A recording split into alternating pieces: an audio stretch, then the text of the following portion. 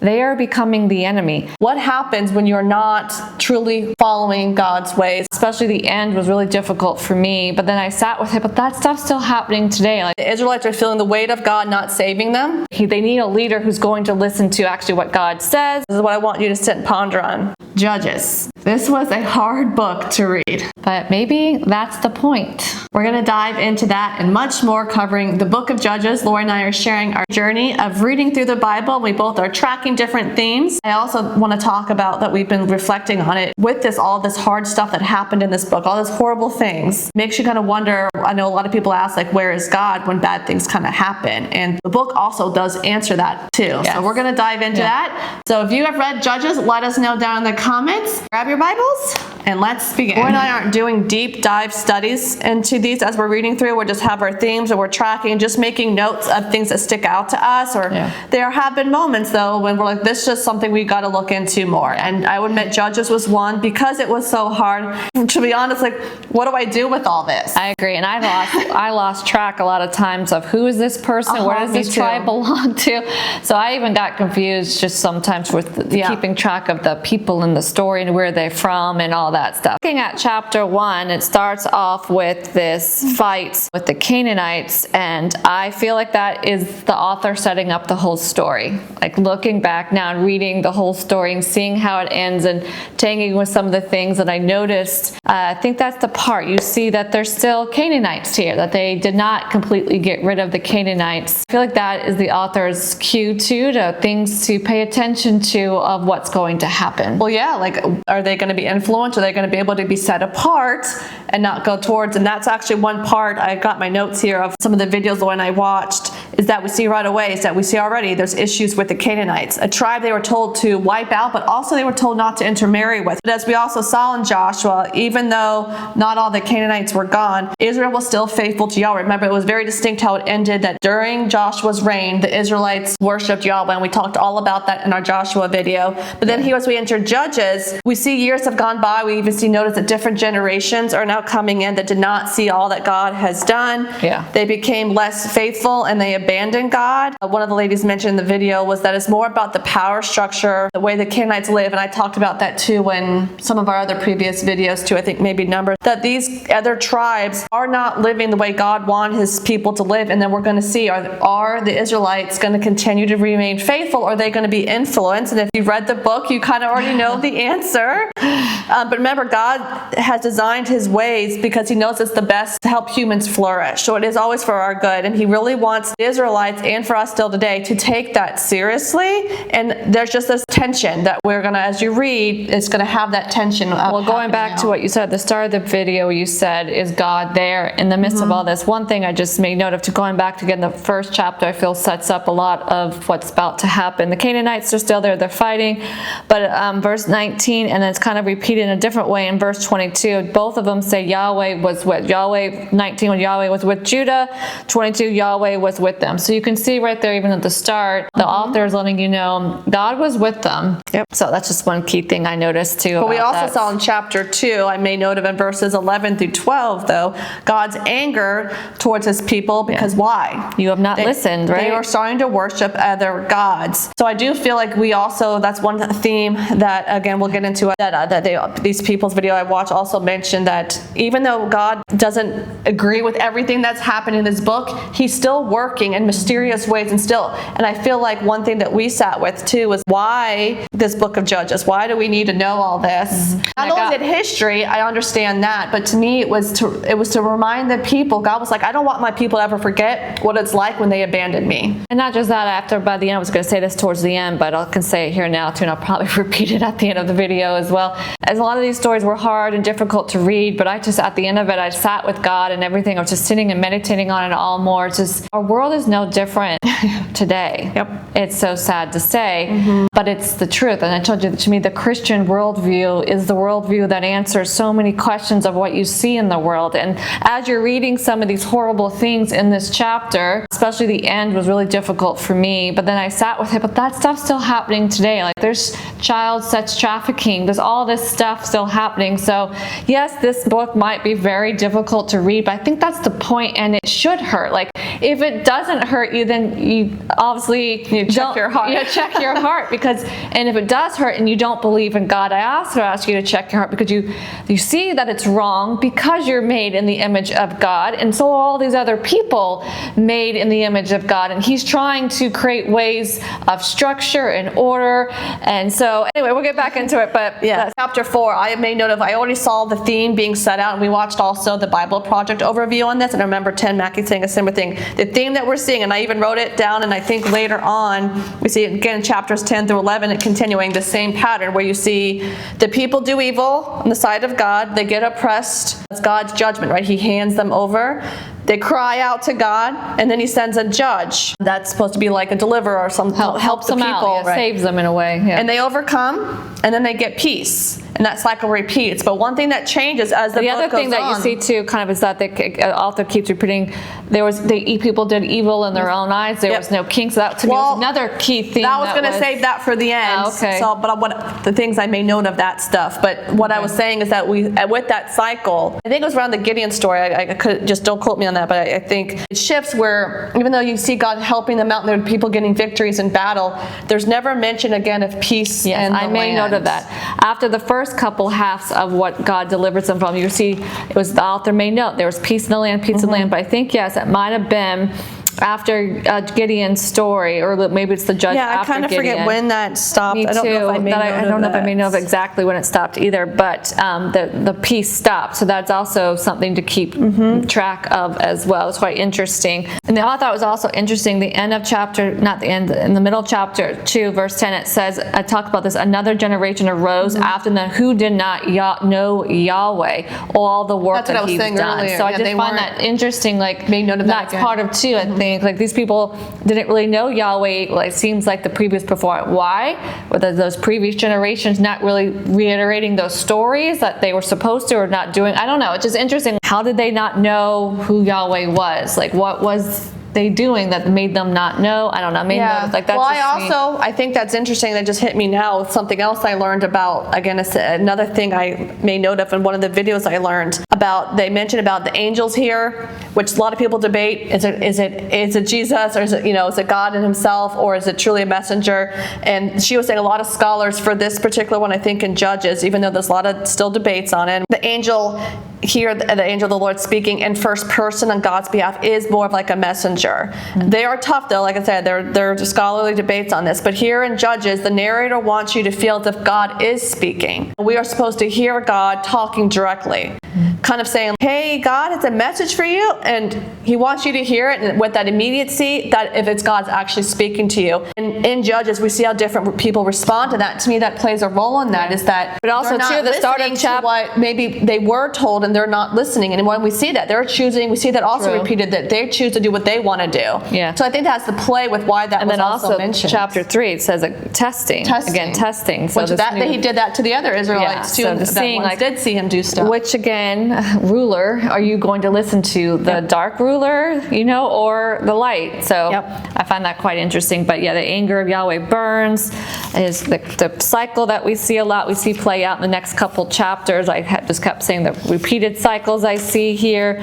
Moving on to chapter 5, I think it still has some of those. And I was tracking, one of my themes I'm tracking is the water. Water is mentioned a few times in this chapter. I must admit, I haven't really made deep connections to the water mentionings in this book of Judges. If you know anything deep, help me understand the water connections and what's happening with the use of water in Judges, please let me know, because that's how I'm thirsty. I want water to drink. So I thought that interesting. And also the other one I'm tracking is righteousness. Righteousness wasn't really talked about, at least in my translation, that much. I could have been in other translations, but chapter 5 verse 11, it did bring up the righteous deeds of Yahweh, the righteous deeds. So another thing that I'm kind of keeping track of as well. Yeah, I'm tracking through I kind of evolved and grown, but like atonement stuff, sacrifice, and that stuff I didn't find too much happening in here besides that you Which is another thing, was the theme that we said before, the repeated sins, cry out cycle, but also the cycle of the mentioning of they did evil, whatever they wanted to do. There was no king, so setting up the story, obviously. Yeah, and I'm tracking the Messiah promises and stuff like that. And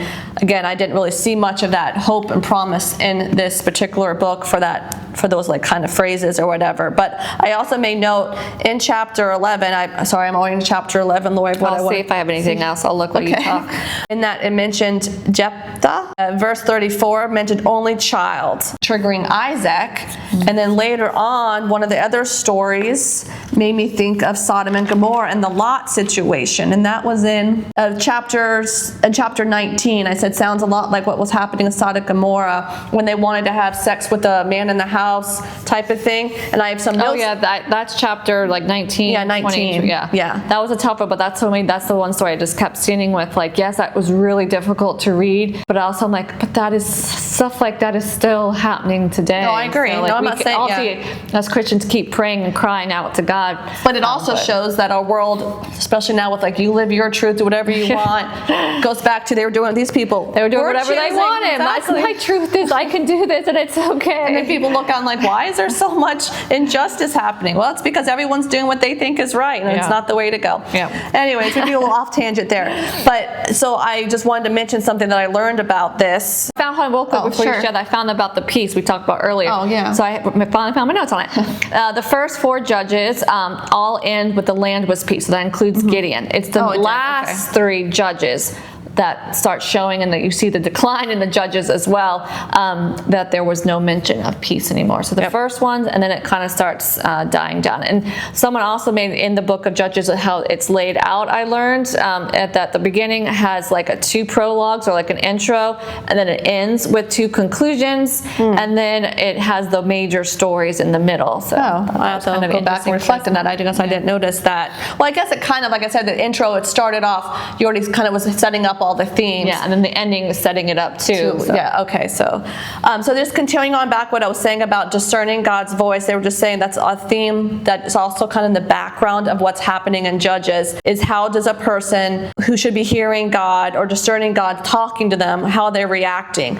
And we even see, and I love that the person brought this up, because I even struggle with that, when a lot of it say that the Spirit of the Lord was with this person, but yet they did something really not so good, but you saw like God give them some success in some parts. But I just like that they brought this up, so I've been sitting with it too, and I just wanted to share it with you guys. So like I said, you need Judges is about how everyone's responding to hearing God, right? Discerning the divine message, and there is some unclearness, and that's also part of it as well. We see this play out in Gideon. He meets a messenger, he has doubts, and then God gives him a dream. And then we also see it with Samson. Samson was chosen at infancy, and he was from a young age prepared to understand who God is, yet we see them all fail. And then this is a theme in Judges, is again, like I said, how do you handle moments when you have to discern how God's talking and what you should do, and are you willing to trust his messengers? And I think that's still important today with so much online influence. You can listen to anyone, anywhere, and I think it goes back to, even ties back into Lori and I's story. Almost every book, there's always something that ties back into Lori and I's story of how we didn't read the Bible for years. We thought we knew God. We thought by doing certain things we were good Christians type of thing. We fell into a lot of false teachings, following other gods,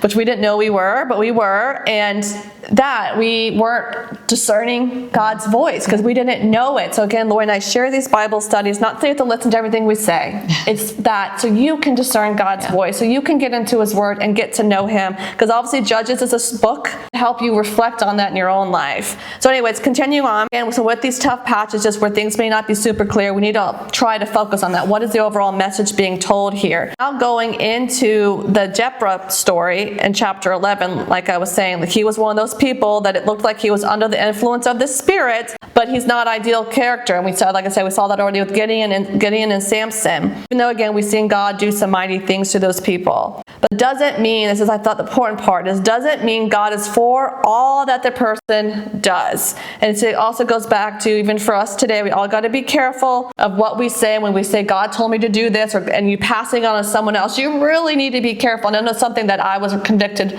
recently of. I was watching another person's video. They talked about that too. It's like, it's easy to be like, oh, I heard this, God say this. And we all got to be really bit more careful of what message we're going to say when we say that. So then we see Jephthah vows to, and it makes you wonder why though, because God was giving him success in the battlefields. Like, why wasn't he satisfied? Like, why did he have to feel like he had to do this thing, or I don't know, to prove himself? I'm not really sure why when he was getting victory. Yeah. But he felt he needed to negotiate another step. But it makes you wonder, like, why doesn't God stop it? Like I was saying, like, where is God in some of all this that's happening? But I think it's also God also just allows us to, if you made that choice, to live with the consequence. And that's also, I see what we see playing out in the book of Judges. But I loved how the lady reminded me that back in Chen, I even made note of it myself, but you forget things. God reminds them that he saved them from all these gods, and here they are worshiping even more and getting even worse, looking more like them, looking more like Canaanites, which is something that you brought to my attention, and I loved how you brought that up. And that's something I told you towards the end when I realized this was difficult to read. Our world's no different today. But then I also sat with that Israel, I think the author at the start brought it, the hint of the Canaanites. And then you see, if you read all the stories and really watching Israel as a whole, even through all these different judges, they are becoming the enemy. Yeah, they look like the Canaanites. Yeah. So that's what I sat with, like, whoa. Because some of the stuff that they're doing, like for instance, this story, I think someone I was watching mentioned like this is something a Canaanite would do, offer up a sacrifice for their own, like there's just things, and I forget some of the other stuff they mentioned. So here we see that, so again, back in chapter 10, God said, and I am done saving you. Mm-hmm. And then in chapter 11, we still see God providing victory because he's merciful and he still wants to preserve his people. Yet we don't see, like we said, having rest in the land anymore. And also this story, and this is what I also made note of, I said earlier, like this reminds me of Isaac and the later one, Sodom and Gomorrah in Judges 19. And I love that Lord and I've been learning, but they don't really have to tell the whole story. They can just say one clue. And if you know the story, you know what they're referencing. Yeah. But I love that the lady made you to sit and ponder on. This is what I want you to sit and ponder on. We saw in Isaac and in the Sodom and Gomorrah story that those people got spared. But here, these victims are not spared. And it's hard to read, right? Hard to read what they did. And so it makes you wonder, why is God not saving them anymore? And it goes back to what he said. He said, I am done saving you. Now you're going to live out. If you want to follow these other gods and not follow my ways, go at it. If you want to this is how life's going to be for you. The people choose not to follow Yahweh, and now they're feeling the weight of the sin. And that goes back to what Lori was saying earlier. Like this is the point, even for why it's so relevant today. When we make bad decisions, or we see someone else make a bad decision, understand that they're going to feel the weight of that sin. Mm-hmm. And I do think, remember, as a body of Christ, we all need to remember we're all in this together. It's not like always pinpointing stuff. Like we're all not perfect in this, and we're all guilty in this area. Well, just me, that makes it more beautiful, all what Jesus did for us, right? Sitting with all that. So again, there's all these terrible things going on, and we see that's what's happening in the book of Judges, that we're seeing this, is that the people, even though it seems that they're anointed by the Spirit, they're still not doing righteous acts. And so something that I just want to, and then I have more to say in chapter 19, I'll say more when we get to that. Yeah. But it's just something I think is important for us all to sit with. More things that I also made note of and learned, and I just wanted to share with you guys, for you to all to sit with in case you didn't know any of this as well. Here in Judges, it's showing us the progressive decline of the people and the leaders towards idolatry. Some say, even Gideon, I guess there's debates on it, but some say, Michelle and I was looking for like the chiasms, or like what's the middle thing here, what's the main point we're trying to get across, but some, I guess it's debatable. Some say though Gideon's story is the pivotal moment, pivotal change in character, which I told you. Then after that you see the decline of the judges even more, and there's no more peace anymore. So maybe there is some truth that like that story is like this pivotal moment. See that Israelites were to drive out the Canaanites, but don't fully. And then their saviors, their judges, you'll see, I think also what the person was trying to say in the article is that the saviors, these judges, also are becoming more like the Israelites, where they're not listening, they're doing their things their own way, in a way. So yes, the saviors were also the judge, But he said that if you just look at the judges itself, I guess like at a bigger picture, you can see that they were also a picture of what Israel has become. So like again with Gideon, yeah, you listen, you trust God, but yet you still doubt, and you still end up making an idol and stuff. So all these things. And then the other judges, as you said, the Samson story is just quite interesting. What I just find an irony with him is that, well, real quick before we get to irony of Samson, yes. I just want to mention this. I feel like irony even the Gideon story, because when we get to Lord and I are resharing our other deep dive Bible studies, we're doing Matthew and then we'll go into Mark and then John. When we studied John, and there was a connection with the Gideon story, so we have to wait till we share those to find out what that was. But I just quickly want to mention, I remember saying in that video about how Gideon, how he even said here, and the thing I think is also the point, it goes back to, are you hearing God? This is one of those moments, is in verse 23 in chapter, I think I'm in 8. But Gideon said to them, I will not rule over you. My son will not rule over you. The Lord will rule over you. But then, then even he messes up and stuff. So it goes to show, like, why are you listening to who you're listening to? Because the other thing about Gideon I made note of, you can see that he lacks faith. He's always testing God, which I think is ironic because of the bigger picture of the Israelite people. You can see that they lack faith in God and his blessings and all that stuff. But that Japheth, whatever, I'm sorry, I don't know how I'm pronouncing right, was not even raised by God. He was elected by Israel, and his daughter would die, which is ironic, showing that Israel, that they're trusting these leaders, would eventually end up in grief as well. So I told you the author, at least the article, was saying, like, try to see also the judges themselves as also a picture of what's happening to Israel as a whole. So hopefully that's coming across right in this. So.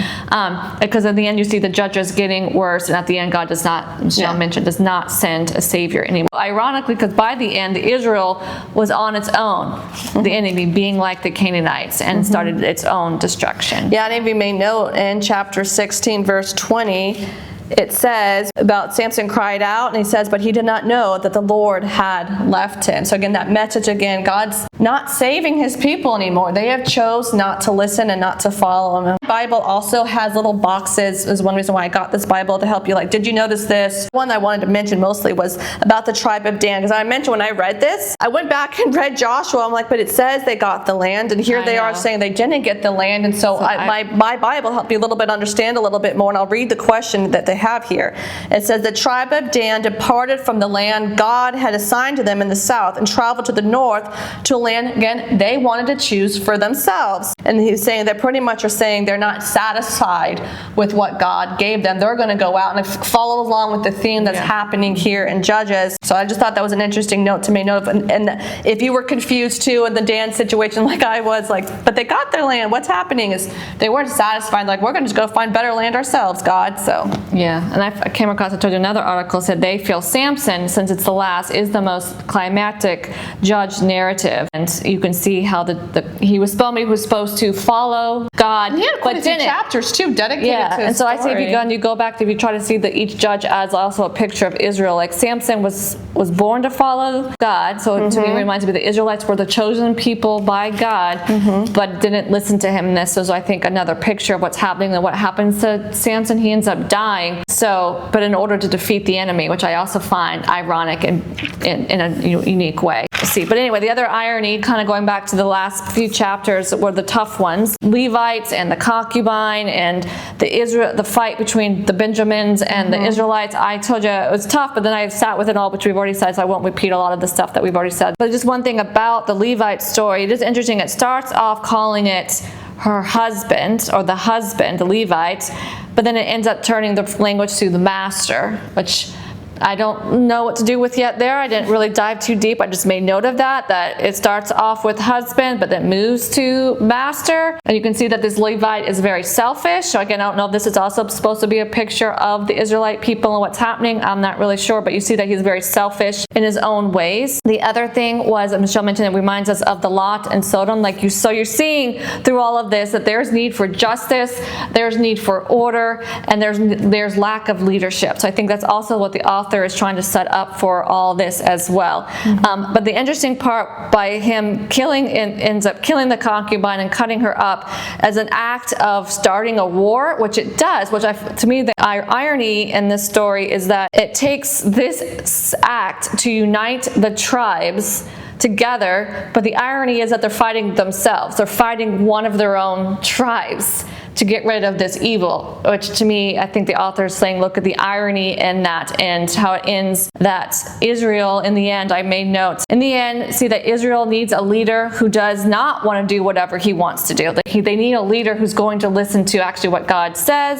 So you see that. Also, you see Israel needs a husband who will not sacrifice his bride in order to save him. So maybe that was the language why the Levite and the concubine was changed there from master to husband. I'm not sure, but something interesting to sit with.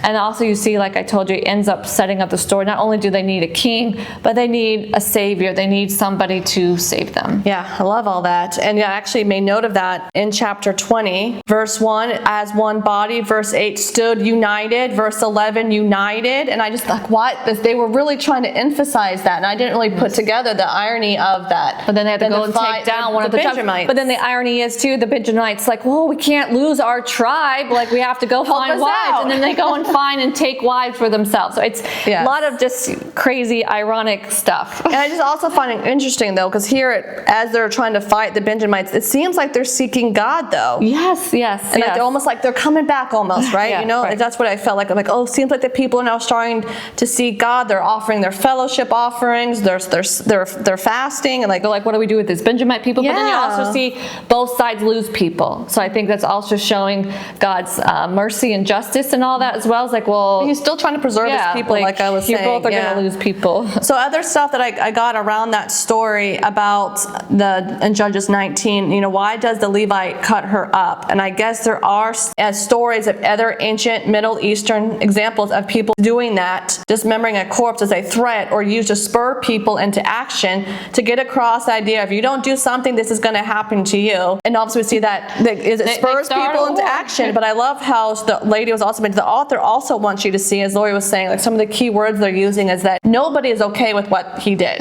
Like they're like, what are you doing? Like they're even like, why'd you do this type of thing? So as we said earlier, like all this stuff is meant to be heavy to sit with. You see, there's moments you should be mourning. There's moments at the beginning that Deborah was celebrating, because someone who, I love that too, that we learned in that story, that at the end of how that story ends with Sisera was in a building and Jael was in a tent. That's supposed to focus on the social economic disparity there. And the mom of Sisera says something about the girls of warriors. I guess that's in reference to that prisoners. So she was expecting Sisera to come back with prisoners of war, and the exact opposite happens. Jael was the conqueror, and she was unarmed. She was not even an Israelite, and she was not part of the army. So she was in a tent, and she was victorious when an Israelite army failed to be. So I think a lot of this bigger stuff to show people like what happens when you're not truly following God's ways, and you're going to do something on your own. And like I said, this is all meant really heavy stuff for us to sit with. I think it also too, it hits me too, is it's individually level, but also as the group level too, how it impacts it all. Yeah. And so again, the Israelites are feeling the weight of God not saving them. And I think we all can probably agree on that. They probably are definitely felt that. The people are not satisfied though with what God has done. We see that. That's why they're going out and seeking other ways. So these are again stuff we all need to reflect on in ourselves. Yes. And they run to other gods, and now there's consequences for that. And so I just also made note that even though it seems that God is not actively present here, you might feel like he stepped back and out of the picture.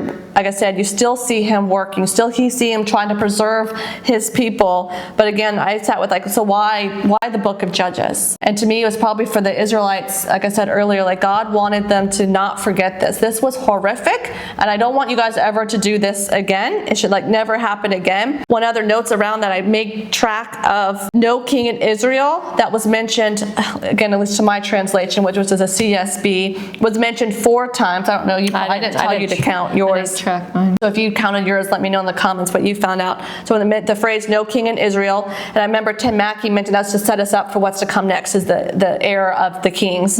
Everyone did what seemed good in their sight, or so everyone did what seemed right to them. That was mentioned twice. Again, like I think at least it might have been worded a little differently, but at least that phrase was twice. Sorry, the last time the Spirit was mentioned was in chapter 15, verse 14. And then the Israelites did what was evil in the the side of the Lord. That was mentioned 6 times. Yeah, very interesting. So I just, I know things are repeated. To get your attention. Those are the things that the author wants you to pay attention to. So we see that there was no king, as the Lord said.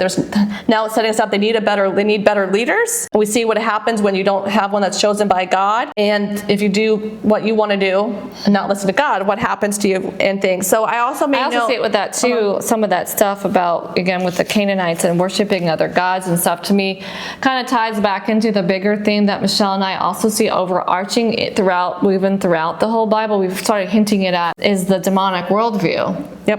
And, God's, coming, there's the beauty of Jesus. He came back and he, took those powers away, even though they think that they still have power. So thank you for following along Lori and I's journey. We are now going to continue moving through, and that next book is Ruth. It is a short book, if I recall, but with Lori and I's schedule lately, we have been over the place. Chapters.